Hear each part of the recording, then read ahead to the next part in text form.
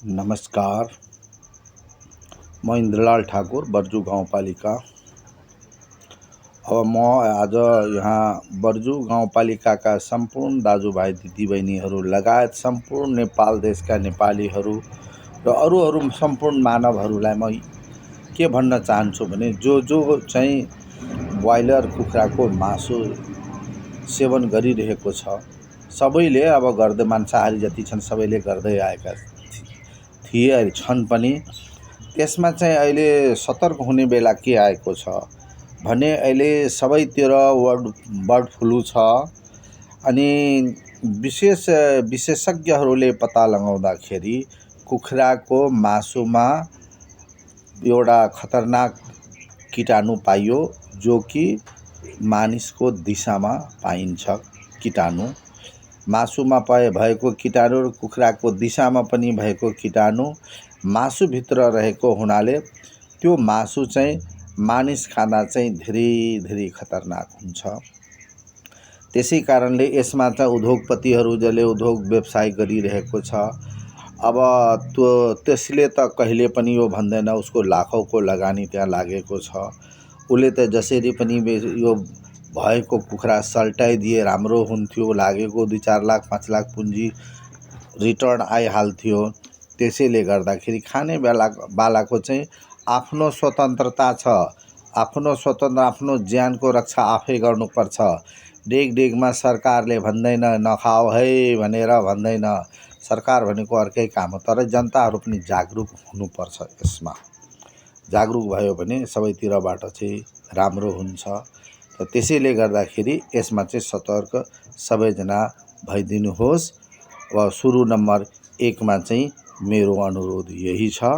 दोस्रो अनुरोधमा चाहिँ अब समाजमा चाहिँ अब खास गरेर मधेसी समाजमा के भयो भने बिहा भयो भने त्यहाँ ध्वनि प्रदूषण अति धेरै हुन्छन्। बिहा भएको दिन भनेदेखि 4-5 दिन पहिले, अर्थात् मिलाजुला 5 दिन 6 दिनसम्म त्यो लामो अग्लो बाँसमा 2-3 वटा हर्न टाँगेर राखिदिन्छ। त्यो बिहानदेखि बेलुका कि रातभरिसम्म बजाइरहन्छ। त्यसले गर्दा हुने खराबी के हो भने वरिपरिमा रहेका विद्यार्थीहरू बिहान बेलुकाको होमवर्क गर्न पाइँदैन। त्यसपछि मानिस बीचको वार्तालाप हुन्छ, त्यो गर्न पाउँदैन। फेरि धेरै लामो समयसम्म चर्को ध्वनि वातावरणमा छाइरह्यो भने त्यो ध्वनिले मस्तिष्कलाई, मुटुलाई खराबी गर्छ। यो विज्ञानमा आधारित रहेको कुरा हो, कसैले मन पराएको हुँदैन। त त्यसै कारण चाहिँ सबैजनाले चाहिँ अब आफै, अब सरकारले कतिखेर आएर भन्छ र बन्द गरौँला। आफ्नो आँगनामा जे गरे पनि वैवाहिक कुनै मनोरञ्जन छ भने एक दिन बजाउने, बाँसमा टाँगेर कसैलाई सुनाउने, दुनियाँ 2-3 वटा वार्डको मान्छेलाई सुनाउनु के जरुरी छ। आफ्नो साउन्ड बक्स मिठो आवाज ध्वनिमा मनोरञ्जन गर्ने, नाच्ने प्रक्रिया त्यो हो। यसमा चाहिँ सबै मधेसी दाजुभाइहरू सतर्क चेतनशील भए सबैलाई फाइदा छ। मूर्ख भनौँ भने सबै घरमा SLC IE BA पढेका चेलीबेटीहरू छन्, छोराछोरीहरू छन्।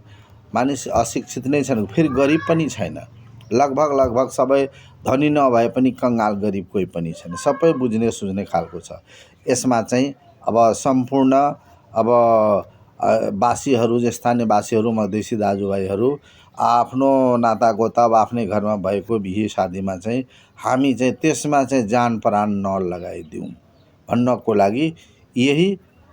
लागि म आफ्नो दाजुभाइ दिदीबहिनीहरूलाई चाहिँ अनुरोध गर्दै ध्यान आकर्षण गराएँ।